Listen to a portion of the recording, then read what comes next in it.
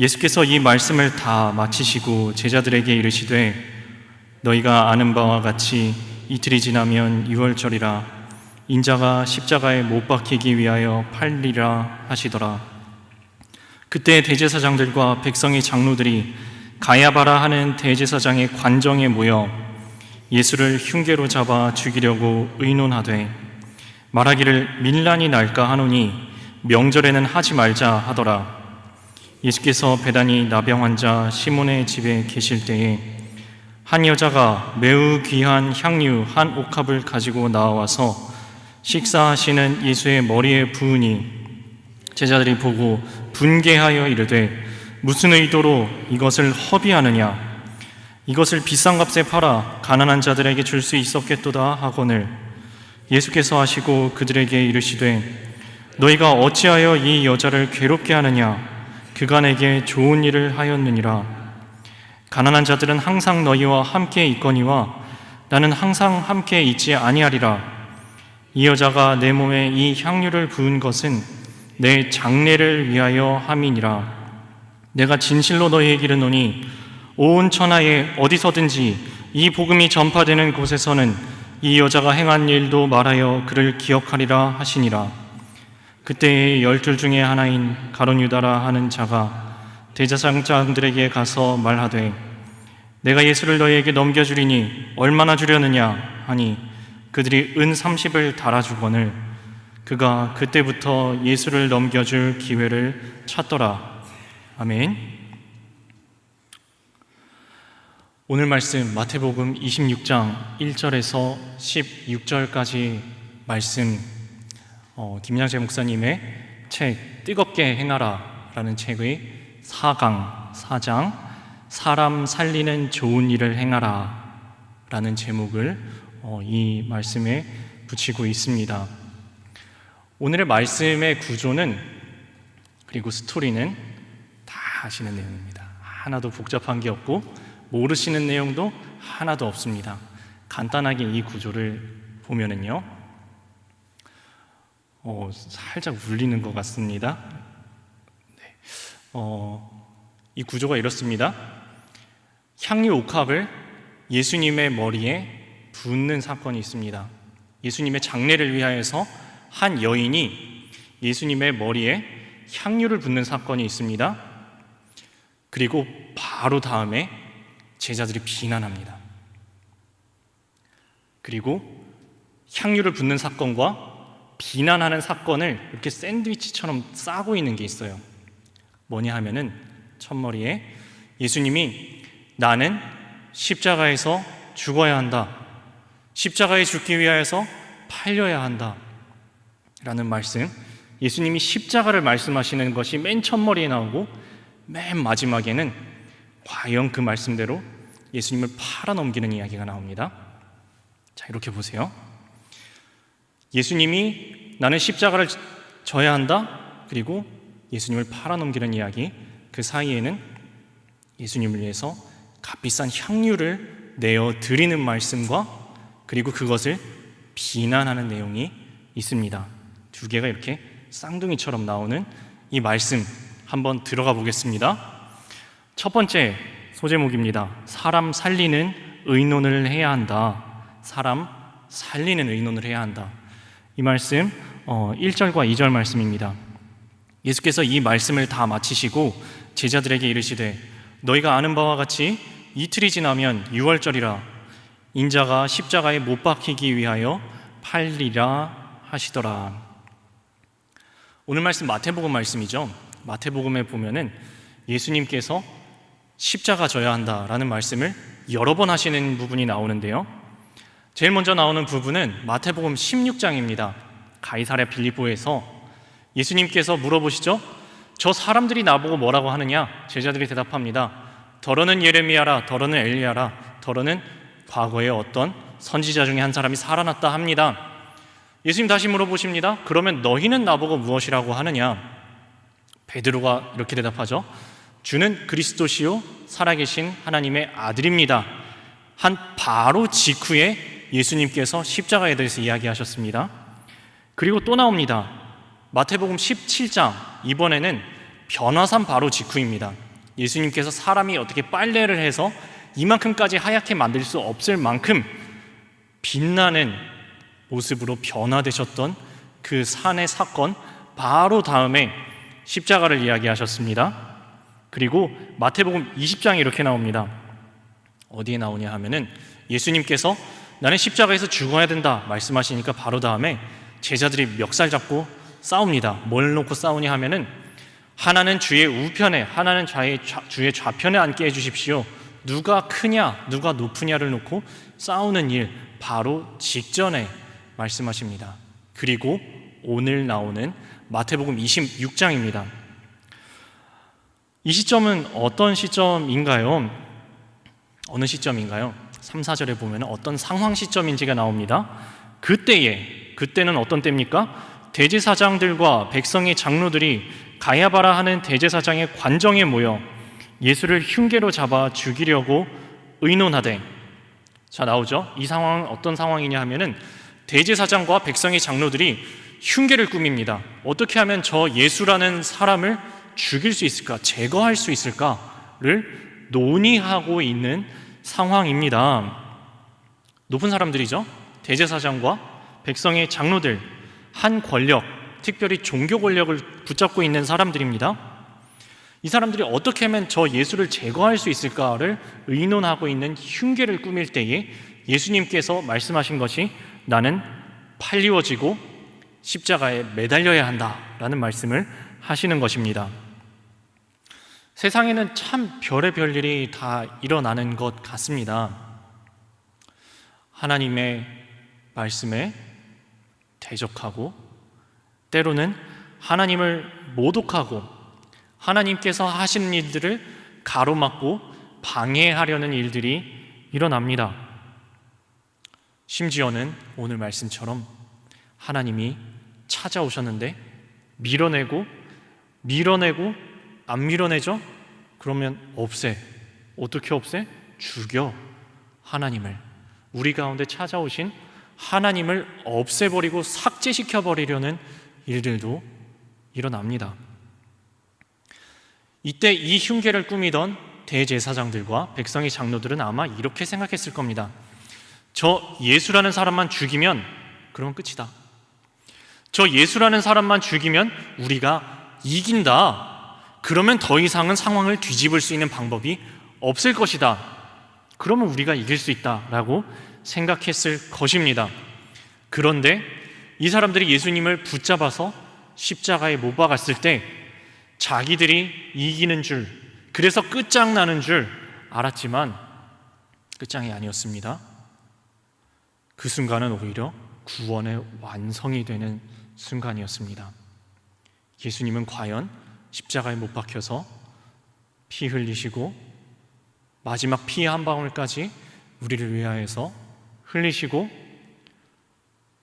어떻게 보면 되게 무기력한 모습으로 숨을 거두시고 십자가에 내려서 둘둘 말아서 장사 지낸 바 되어서 무덤에 묻히십니다.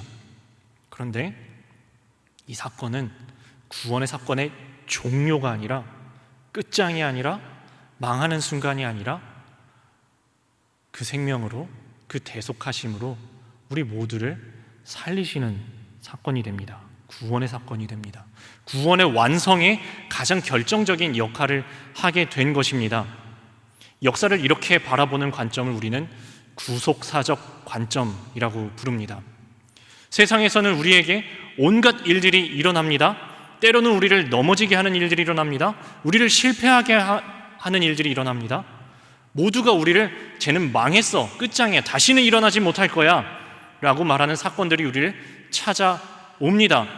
하지만 구속사적 사건으로 이 모든 사건들을 읽어낼 때 우리는 이렇게 믿음으로 고백할 수 있는 것입니다. 이것은 나를 망하게 하는 사건이 아니야. 이 모든 것을 합력하여서 하나님의 구원의 사건으로 만들어 나가신다고. 넘어져도, 망한 것 같아도, 욕을 먹어도, 실패해도, 모든 계획이 다 어그러져도 이 모든 사건을 모으고 모아서 하나님은 구원의 사건으로 만들어 가신다는 것입니다. 그것이 가능하신 이유는 하나님이 역사의 주인이시기 때문입니다. 내가 주인이 아니고 나에 대해서 함부로 이야기하는 저 사람들도 역사의 주인이 아니고 하나님께서 역사의 주인이 되시기 때문입니다. 그래서 성경은 우리에게 이렇게 이야기합니다. 하나님을 사랑하는 자, 곧 그 뜻대로 부르심을 입은 자들에게는 모든 것이 합력하여 선을 이루느니라. 물론 대제사장들과 백성의 장로들이 의도가 그랬던 것은 아닙니다. 이 사람들의 의도는 자기들 잘 먹고 잘 살기 위해서 저 예수를 제거하자였습니다. 인류의 구원을 위해서 저 예수를 죽게 하자가 아니었습니다. 내가 살기 위해서, 내가 살려면 쟤를 죽여야 돼. 이것이 대제사장들과 장로들의 의도였습니다. 그리고 이 사람들은 되게 똑똑한 사람들이었습니다. 이 사람들이 정확하게 알고 있었던 것이 있습니다. 바로 예수님의 인기입니다. 바로 며칠 전에 예루살렘에 예수님께서 나귀 타고 입성하실 때 수많은 무리들이 줄지어서 이렇게 외쳤습니다. 호산나 다윗의 자손이여 우리를 구원하소서. 외치는 그 함성 소리를 이들도 들었습니다. 그리고 알고 있습니다. 이 유월절이라는 명절 기간에는 수많은 사람들이 이 예루살렘에 운집합니다. 학자들의 추정에 따르면 약 100만 명 정도가 운집했다고 해요. 어마어마한 숫자죠. 이 사람들이 모여서 다 같이 예수님의 이름을 환호하고 있는, 인기가 하늘을 찌를 것 같은 이 순간에 저 사람들이 모여 있는데 눈앞에서 저 예수를 어떻게 한다? 야, 그러면 큰일 나지. 그건 안 되지. 우리에게 위험하지. 야, 우리 그런 모험은 하지 말자. 그렇게 모험은 하지 말자 라는 이야기가 밀란이 날까 하니 명절에는 하지 말자라고 기록되어 있는 그 말씀입니다. 유월절이 어떤 절기입니까? 유월절이 이게 하루 이틀 된 절기가 아니라 출애굽 그 시점부터 지켜온 절기입니다.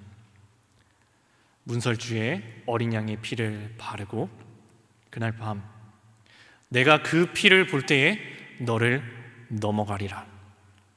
구원의 사건, 출애굽의 사건을 기념하고 하나님께 감사하는 절기가 유월절이라면 우리를 구원하시기 위해 찾아오신 예수님은 유월절의 주인이십니다. 유월절의 주인으로 찾아오셨어요. 그런데 이들은 유월절에 흉계를 꾸미고 있습니다. 저 유월절의 주인 되신, 우리를 살리기 위해서 찾아오신 저 예수님을 제거하자. 자, 이 논의를 예수님께서 모르셨을까요? 쟤네들이 뭔 생각하고 있나 궁금하면서 계셨을까요? 아니면 다 아셨을까요? 당연히 다 아시죠. 저 사람들의 마음속에 예수님을 제거하고자 하는 속셈이, 흉계를 꾸미고 있음을 예수님은 정확하게 알고 계시면서 담담히 그 사실을 받아들이십니다. 그래, 너희 그런 생각들 가지고 있니? 그래, 내가 죽을게. 내가 피를 흘릴게. 너희를 살리기 위해서, 아니 너희뿐만이 아니라 과거와 현재와 미래의 온 인류의 생명을 살리기 위해서 내가 피를 흘릴게. 이것이 예수님의 마음이었습니다. 내가 죽을게. 너희는 살아라. 너희를 살리기 위해서 내가 죽음의 십자가의 길을 걸어가겠다. 이게 예수님께서 걸어가고 계시는 십자가의 길이었다면 이 대제사장들과 백성의 장로들은 오케이, 말씀 잘하셨습니다. 당신이 죽으시오. 우리를 위해서. 아니, 우리가 더 적극적으로 한번 움직여 보겠소. 내가 잘 먹고 잘 살기 위해서 당신을 죽이겠소. 이게 대제사장들과 백성의 장로들이 획책하고 있었던 길입니다. 이 부분을 이 책에서 잘 표현한 것이 있는데 제가 인용하여서 읽어드립니다. 예수님은 나는 죽고 너희는 살기로 결정하셨지만 이 사람들은 우리는 살고 너는 죽자를 결정한 것입니다. 부부간에, 부모 자식 간에 싸우면서 나는 맞고 너는 틀려. 그래서 나는 살고 너는 죽어. 이것이 바로 예수님을 죽이는 의논입니다. 나는 틀려. 나는 맞고 너는 틀려. 그래서 나는 살고 너는 죽어.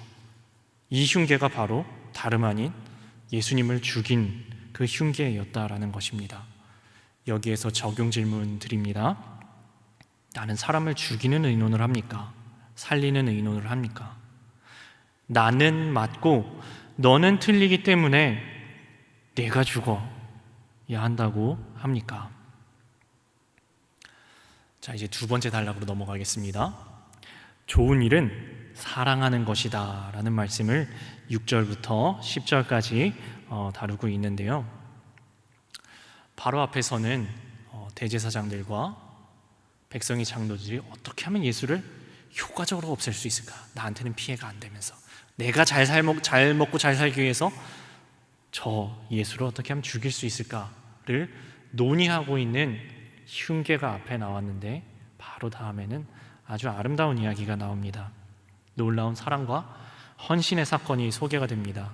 다름 아닌 예수님께서 베다니 나병 환자 시몬의 집에 계실 때의 사건입니다. 한 여인이 등장을 합니다. 이 한 여인은 이 똑같은 장면이 요한복음에서는 사람 이름이 나와요. 마리아라고. 오늘 말씀 본문에는 이름이 등장하지 않고 한 여인, 한 여자라고만 소개가 됩니다. 오늘은 마태복음이니까 한 여인이라고 한번 해볼게요. 이 한 여인이 평생토록 간직하고 있었던 아주 값비싼 향유 옥합이라는 것은 요새는 뚜껑이 워낙 잘 돼 있어가지고 향수를 이렇게 딱 했다가 뚜껑을 딱 닫아 놓으면은 그대로 내일 다시 쓸 수 있죠. 이 향유 옥합이라는 거는 한번 깨뜨렸다 끝입니다. 오늘 다 쓰는 거예요. 지금 다 쓰는 겁니다. 그 조금 요만큼 어떻게 한 게 아니고 깨서 완벽하게 부은 겁니다. 이 소중하고 귀중하고 값비싼 것을 깹니다. 깨서 예수님의 머리에 부어서 드리는 그런 사건이 오늘 말씀에 소개가 되어 있는데요. 혼자 있을 때 그런 게 아니에요. 옆에서 사람들이 보고 있습니다. 특별히 예수님의 옆에는 항상 제자들이 있었죠. 제자들이 보고 있었습니다. 제자들의 반응 어땠을까요? 와, 나도 한번 저렇게 했으면 주님을 위하여 어떻게 저렇게 아름다운 헌신을 할 수 있었을까? 였을까요? 아니면 저거 제정신이야? 저 지금 뭐 하는 짓이야? 였을까요? 네, 죄송합니다. 다 알고 계신데 여쭤봐서 2번이었습니다. 저거 뭐 하는 짓이야? 저 비싼 거를 야, 저걸 이 향기는 좋은데 저걸 지금 저걸 깨뜨려가지고 저 머리도 한번 붓고 저걸 끝낸다고? 였습니다. 성경의 단어를 표현하자면 분개했습니다. 분노했습니다. 그 사건에 대해서 내 거를 깬 것도 아니고 본인 거를 가지고 와서 깨트려서 부어드렸는데, 분개하면서 하는 이야기가 그 값비싼 향유를 이렇게 낭비하냐고, 왜 그런 의도로, 무슨 의도로 왜 그런 짓을 한 거냐고, 그거 차라리 갖다가 팔아가지고 가난한 자들에게 도와주면 참 좋을 텐데 무슨 짓을 한 거냐고 분개하는 장면이 같이 나옵니다. 자, 여러분 어떤 것 같으세요? 요 제자들이 좀 특이하게 자린고비라서, 또는 특이하게 악독한 놈들이라서, 또는 이 제자들이 예수님에 대한 무슨 아무런 친분감도 없고 애정도 없고 아무런 그게 없어서 아주 나쁜 놈들이라서 이렇게 이야기를 한 걸까요? 아니면 우리 같은 일반 모든 사람들이 사실은 이 자리에 있었으면 이랬을까요? 모르겠습니다. 여러분은 어떠셨을지 모르겠는데 저는 그 자리에 있었으면은 그 제자들의 심정이 이해가 됐을 것 같습니다. 그래, 가난한 사람들은 모르겠는데 야, 저 5천만 원짜리 저거를 한 번 깨트려가지고 그냥 붓고 끝낸다고? 야, 참 아깝다. 저도 이 자리에 섰으면 그 여인에게 한 소리 분노를 담아서 했을지도 모릅니다. 여러분 어떠시겠습니까? 그런데 여기서 포인트는 뭘까요? 이 여인은 도대체 왜 그런 행동을 하였을까요? 왜 그 값비싼 향유를 아낌없이 깨뜨려서 예수님의 머리에 부었을까요? 이 책을 인용하자면 제가 읽어드립니다. 누구나 향유를 부으라는 것이 아닙니다. 집 팔아서 거리에 놔앉는 게 사랑이 아닙니다. 중요한 것은 내가 왜 이 귀중한 것을 내놓는가입니다. 다시 한번 여쭤보겠습니다. 이 여인 도대체 왜 그런 걸까요? 왜 그런 겁니까? 오늘 말씀에 그 해답이 나옵니다. 12절 말씀입니다. 이 여자가 내 몸에 이 향유를 부은 것은 내 장례를 위하여 함이니라. 예수님께서 해설을 해주셨습니다. 그래, 너네 말 잘했다. 이 여인이 왜 나에게 향유를 부었냐고? 장례를 위해서야. 왜 지금 예수님께서 이런 이야기를 강조해서 하셨을까요? 예수님께서 이 이야기를 처음 한 것이 아니시거든요. 예수님께서는 아까 제가 설교 말씀의 첫머리에서 언급하였었던 것처럼 반복해서 십자가를 이야기를 하셨습니다. 마태복음에 기록된 것만 4번입니다. 16장에서 멋들어진 정말 멋진 신앙 고백을 주는 그리스도시요 살아계신 하나님의 아들이십니다 했을 때 예수님이 이러셔요. 그래, 그리스도 하나님의 아들이라는 존재가 어떤 존재인지 내가 명확히 말해줄게. 그는 예루살렘에 올라가야 하고 장로들과 대제사장들과 서기관들에게 많은 고난을 당해야 하고 죽임을 당해야 하고 제3일에 다시 살아나야 한다. 그게 그리스도시요 하나님의 아들이 걸어가야만 하는 길이다, 베드로야, 그리고 제자들아 라고 하셨을 때 제자들 중에 베드로가 뭔가를 했습니다.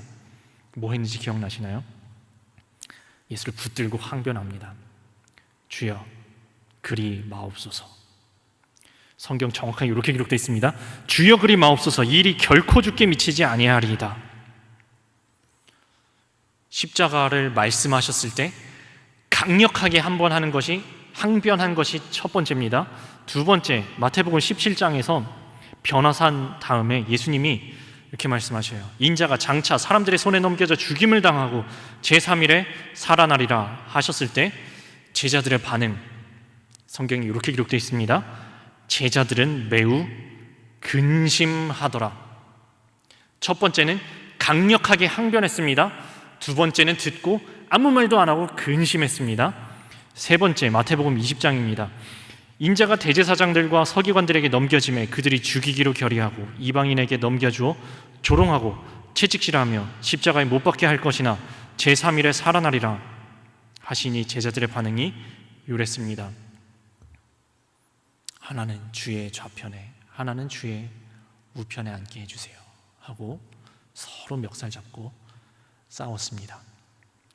첫 번째는 항변하고, 두 번째는 말없이 근심하고, 세 번째는 귓등으로도 들은 척하지 않고 자기들끼리 누가 높으냐고 싸웠습니다. 그리고 오늘이 4번째 26장입니다. 예수님은 반복해서 말씀하셨습니다. 내가 걸어가야 할 길은 십자가 길이야. 나는 십자가에 달려 죽어야 돼. 나는 팔릴 거고 맞을 거고 침뱉음 당할 거고 고난을 당할 거고 십자가에 못 박혀 죽어야 하고 그리고 나서야 살아나야 할 것이다. 반복해서 이야기하시는데 아무도 귀담아 듣는 사람이 없습니다. 근데 오늘 한 명 나왔습니다. 이 여인입니다. 그는 나의 장례를 준비하는 것이다. 장례를 준비하는 것이다. 이 여인은 예수님의 말씀을 귀담아 들었습니다. 예수님의 십자가 말씀을, 순한 예고를 아멘으로 듣고 준비한, 오늘 말씀에 유일하게 기록된 사람입니다. 그리고 엄청나게 큰 칭찬을 듣습니다. 엄청 큰 칭찬을 받아요. 13절입니다. 내가 진실로 너희에게 이르노니 온 천하에 어디서든지 이 복음이 전파되는 곳에서는 이 여자가 행한 일도 말하여 그를 기억하리라 하시니라. 자, 아시겠나요? 이게 단순히 비싼 거 하나 깨트린 사건이 아닙니다. 이것은 예수님의 절절한 마음을 이해한 사건입니다. 예수님의 마음을 이 여인만 이해한 거예요. 다 모르고, 아니 모를 뿐만 아니라 관심도 없는데 이제 십자가가 목전에 있는데 이 여인은 예수님의 마음을 정확하게 이해했습니다. 주님의 마음을 이해하는 사람, 여러분 어떠십니까? 주님의 마음을 이해하는 성도님들이십니까? 주님께서 기뻐하실 때 우리도 기뻐하며 살아갑니까? 주님께서 슬퍼하실 그때 우리도 슬퍼합니까? 주님께서 눈물을 흘리시는 곳에 우리도 눈물 흘립니까? 주님께서 미소 지으시는 그 순간에 우리도 기뻐합니까? 얼핏 보았을 때 이 여인이 취한 행동은 좀 낭비처럼 보이긴 합니다. 낭비처럼 보이기는 해요. 솔직히 말해서 얼핏 보았을 때는 이 여인의 행동이 낭비처럼 보이기는 합니다. 그런데 제가 오늘 말씀을 준비하면서 예전에 얼핏 이런 이야기를 들었던 것이 생각이 납니다. 사랑은 원래 비효율적인 거라고. 사랑은 원래 낭비처럼 보이는 비효율적인 거라고. 아이가 태어났을 때 부모님은 하루 종일 진자리, 마른 자리, 더럽다고 이야기하지도 않고 코를 쥐지도 않고 갈아 눕힙니다. 아이는 기억도 못합니다. 이거 낭비 아닙니까? 낭비처럼 보이지 않습니까? 아이는 밤새도록 몇 시간이고 울고 보챕니다. 엄마 아빠는 밤잠을 똑같이 자지 않으면서 아이가 잘 때까지, 잠들고 나서도 한참 동안 더 아이를 재웁니다. 아이는 기억도 못합니다. 낭비처럼 보이지 않습니까? 누가복음 15장에 집 나간 탕자가 아버지의 재산을 다 허랑방탕하게 낭비하고 거짓골로 냄새나는 모습으로 옵니다. 되돌아옵니다. 아버지가 달려나가서 가장 좋은 옷을 입히고 가장 좋은 가락지를, 가장 좋은 신을 신기고 끌어안고 입 맞추며 잔치를 벌입니다. 이는 내 아들이다. 내가 되찾았으니 함께 기뻐하자 합니다. 낭비처럼 보이지 않습니까? 더 낭비처럼 보이는 사건은 십자가입니다. 우리가 다 고백하는 바와 같이 나 같은 죄인을 위하여서, 나 같은 죄인을 위하여서 하나님이 싫다고, 하나님 말씀 듣기 싫다고 하나님과 멀리 떨어져서 반대로 사망의 길로 달려가고 있는 죽을 수밖에 없는 죄인된 우리를 위하여서 근본 하나님의 본체 되신 예수님께서 하늘 보좌를 버리시고 우리 곁에 찾아오셔서 우리와 함께 사시다가 십자가에서 마지막 피 한 방울까지 우리를 위하여서 흘리셨습니다. 낭비처럼 보이지 않습니까? 그런데 우리는 이것을 낭비라고 부르지 않습니다. 우리는 이것을 사랑이라고 부릅니다. 얼핏 보기에는 낭비처럼 보이지만 우리는 이것을 낭비라고 부르지 않습니다. 우리는 이것을 사랑이라고 부릅니다. 오늘 이 말씀의 이 여인은, 주님의 마음을 이해한 이 여인은 낭비를 한 것이 아니라 사랑을 한 것입니다. 그래서 나의 것을, 가장 귀중한 것을 내어드리는 것입니다. 나의 시간을, 나의 마음을, 나의 자존심을, 나의 이기심을, 나의 물질을 다 깨뜨려서 주님께 부어드린다는 것입니다. 그래서 사랑은 내가 나를 위해, 너는 너를 위해서가 아닙니다. 내가 너를 위해, 너는 나를 위해.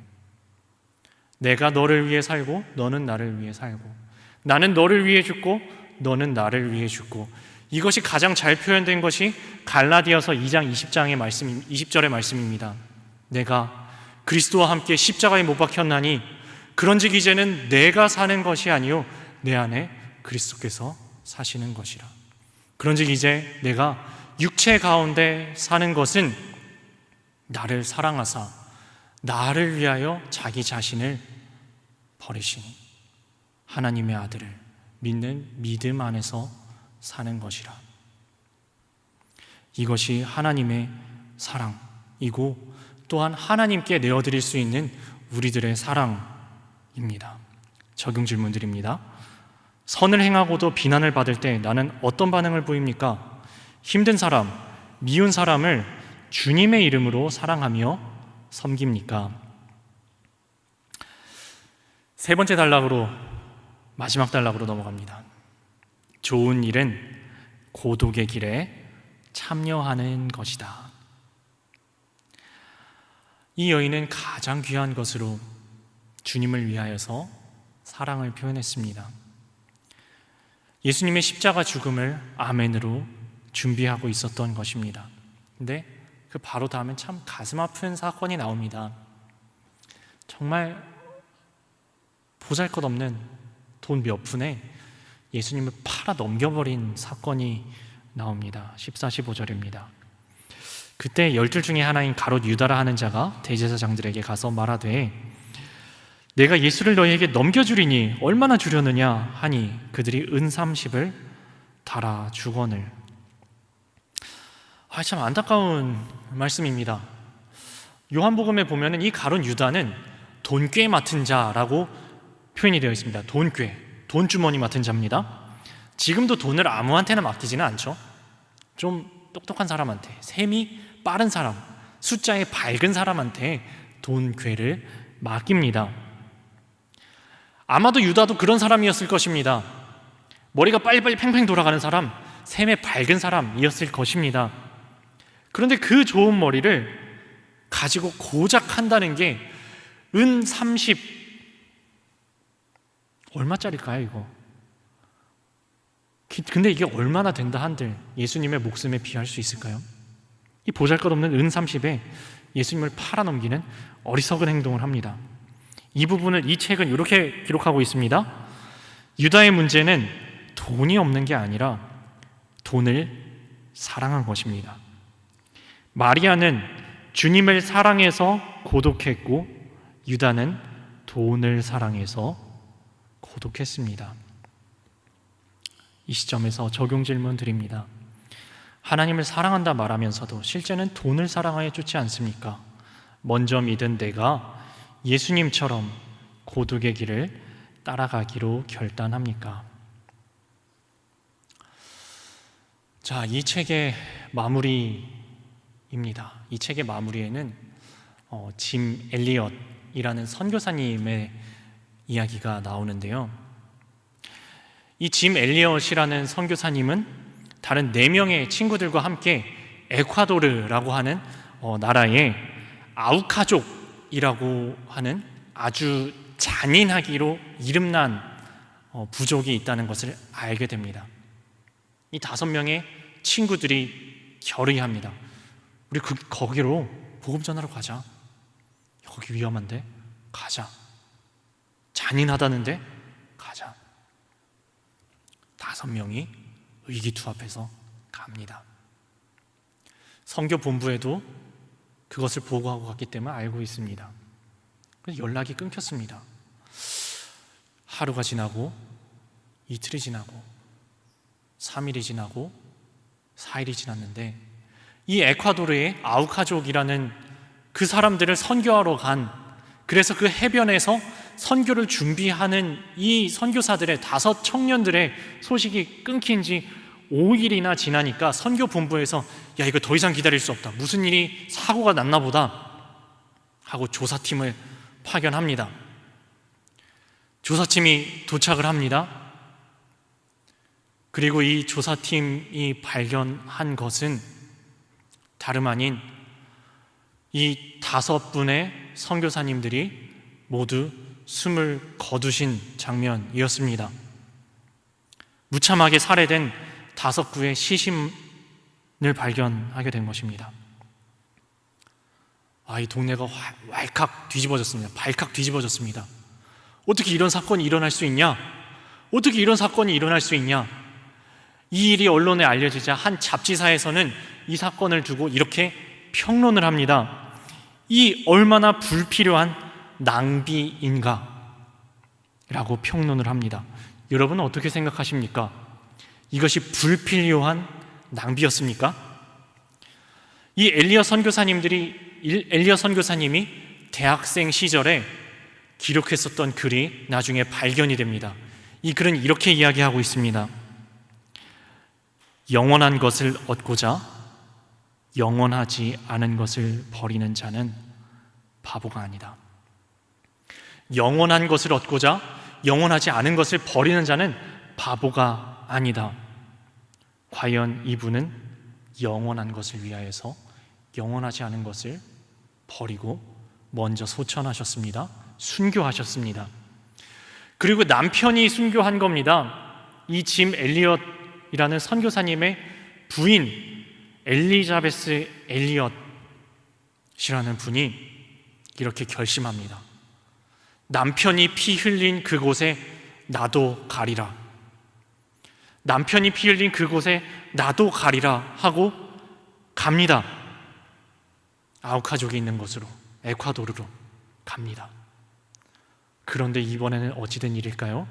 저 잔인한 아우카족 사람들이 저 여자 한 명을 죽이는 건, 우리가 그래도 비겁하게 비무장인 여자 한 명을 죽여? 그건 아니지. 안 죽입니다. 그래서 이 엘리자베스 엘리엇, 이 순교하신 선교사님의 부인 되신 이 여자 선교사님이 들어가서 헌신적으로 선교합니다. 사랑으로, 눈물로, 이름도 빛도 없이 헌신하는 이 선교사님을 이 전체 아우카족이 보는 겁니다. 쟤 언제까지 저럴까? 언제까지 저럴까? 라던 시선이, 쟤 뭐야? 도대체 왜 저러는 거야? 왜 우리가 무슨 돈을 주는 것도 아니고 뭐 먹을 걸 주는 것도 아니고 뭐 잘해준 것도 아니고 일면식도 없는 우리에게 왜 저러는 거야? 5년 동안 그러니까 사람들이 궁금하다 못해 대표로 추장에 가서 물어봅니다. 당신은 누굽니까? 도대체 왜 우리에게 찾아와서 우리를 위해서 귀한 청춘을 바치는 것입니다. 그때 이 엘리자베스 엘리엇 선교사님이 이렇게 대답합니다. 나는 5년 전에 당신들이 무참하게 살해한 5명의 백인 청년들 중에 한 사람의 아내입니다. 그런데 나는 하나님의 사랑을 품고 이곳에 왔습니다. 이 이야기를 들은 모든 아우카족이 아무 말도 할 수 없는 겁니다. 무슨 말을 하겠습니까? 그리고 시간이 지나고 이 아우카족은 한 사람도 빠짐없이 모두가 예수님을 구주로 영접하게 됩니다. 시간이 흘러 당시 아우카족의 추장이던 한 사람이 어떤 예배의 자리에서 앞에 나와서 이렇게 간증을 합니다. 우리는 선교사들을 무참히 살해했었던 무도한 자들인데 이분이 우리가 죽인 그 선교사의 아내 되신 이분이 우리에게 이렇게 헌신적으로 복음을 전해 주었습니다. 그 젊은이들의 희생이 아니었으면 우리는 아직도 전과 같은 삶을 살고 있었을 것입니다. 이제 우리도 바라는 것은 오래 사는 것이 아닙니다. 우리는 오래 사는 것을 소망하며 살지 않습니다. 우리는 주님처럼 그리고 그분들처럼 살아가기를 원합니다. 이 부분을 읽고 또 읽었습니다. 처음 읽었을 때, 또 다시 읽었을 때, 또 다시 읽었을 때, 지금 다시 읽어도 눈시울이 붉어지는 마음을 울리는 이야기입니다. 그리고 저는 이 이야기 앞에서 내가 참 죄인이다. 내가 죄인이다. 라고 고백을 할 수밖에 없었습니다. 제가 이 오늘 말씀을 2주 전에 원고를 다 써놨거든요. 말씀을 다 준비를 해놨습니다. 제가 그때 말씀을 준비하고 그날 밤에 6월 4일에 일기를 하나 쓴 것이 있었습니다. 제가 한번 일기를 읽어드릴게요. 일기라서 반말이에요. 그냥 그대로 읽어드리겠습니다. 6월 4일, 요 몇 주간 무리를 했다. 저의 일기입니다. 괜찮나 싶다니 몸살이 왔다. 그래서 요 며칠 동안 집안을 제대로 돌보지를 못했다. 집안일을 제대로 하지를 못했다. 아내가 아프게 되었다. 몸살이 났고 배탈도 심하게 났다. 이게 집에서 제가 막 이것저것 움직여야 되는데 제가 손 놓고 있으니까 아내까지 아픈 거예요. 연달아 아기가 아팠다. 엄마 아빠가 아프니까 아기까지 아픈 거죠. 아기가 아팠다. 춥게 재워서 그런지 어쩐지 모르겠다. 10개월 아기가 코가 막히니 우는 게 아니면서 눈물을 줄줄 흘린다. 코가 꽉 막혔다. 이게 뭔 얘기냐 하면은 애가 코가 막히는데 애들이 못하는 게 있어요. 뭘 못하냐면은 아픈데 가래를 못 뱉어요. 가래를 못 뱉어서 이게 가래 계속 넘어가서 쌓입니다. 그리고 코를 흥 하고 풀어내면은 코가 뻥 뚫릴 텐데 따라 할 수가 없잖아요. 그러니까 코가 계속 막혀 있다가 이게 안에가 이 뒤에 연결된 거 아시죠? 이게 꽉 차 있으니까 계속 눈물을 흘리는 거예요. 한쪽 눈만. 이게 애가 우는 게 아닌데 눈물을 줄줄 흘리는 거를 보니까 좀 마음이 그렇더라고요. 계속 읽어드리겠습니다. 열이 오른다. 37.3도. 아직까지는 괜찮아. 37.7도. 아직까지도 좀 괜찮아. 더 오른다. 38.1도. 이제 더 이상 오르면 안 되는데. 38.8도. 39.1도까지 오른다. 아내와 약속한 게 있다. 우리가 초보기는 해도 엄마 아빠고 보호자다. 보호자는 마음의 중심 잘 지켜야 한다. 보호자가 울면 안 된다. 보호자가 아이 앞에서 마음 무너지면 안 된다. 그런데 아파서 보채는 아이를 보면 가슴이 미어진다. 아이를 재우는데 잠든 아이가 기침을 하며 깬다. 다시 안아서 재운다. 잠든 아이가 눕혔더니 또 깬다. 그러기를 서너 번 그냥 안고 재우기로 했다. 아이를 안고 앉았다. 의자에 앉아서 2시간, 3시간을 재웠다. 이제는 잠을 자겠지. 눕혔는데 또다시 깬다. 안 자는 게 아니다. 못 자는 거다. 도움이 된다면 피라도 뽑아주고 싶다. 하나도 아깝지가 않다. 한참 시간이 지났다. 예수님 생각이 났다. 예수님의 음성이 이렇게 말씀하시는 것 같았다. 바로 그렇게 내가 너를 사랑했다. 그게 십자가였다. 사랑은 내리사랑이라고 한다. 이 아이가 엄마 아빠가 자기 10개월 때 자기를 그렇게 사랑해 준 것을 기억할까? 그럴 리가 없다. 10개월짜리 아기가 나중에 그걸 기억할 리가 없다. 그런데 나는 10개월짜리 신생아도 아닌데 나는 왜 하나님의 사랑을 잊어버리고 살까? 아무리 내리사랑이라지만 내 자식을 위해서라면 피라도 뽑아줘도 아깝지 않은데 하나님을 위해서라면 작은 것 하나도 내어놓는 것이 왜 아까운 것일까? 네, 이것이 저의 일기의 마지막 부분이었습니다. 부끄러웠습니다. 주님께서는 모든 것을 내어주셨는데 나는 왜 주님께 작은 것 하나 내어드리는 것도 아까울까? 오늘 말씀 제가 준비한 것은 여기까지입니다. 어떻게 기억나는 것이 있으신가요? 주님의 마음을 이해했던 이 여인, 자기가 가진 가장 값비싼 것을 아낌없이 깨트렸던, 그리고 주님께 부어드림으로 주님의 장례를 준비했었던 이 여인, 그리고 바로 옆에서 그것을 보고 비난했던, 분개해서 비난했던 제자들.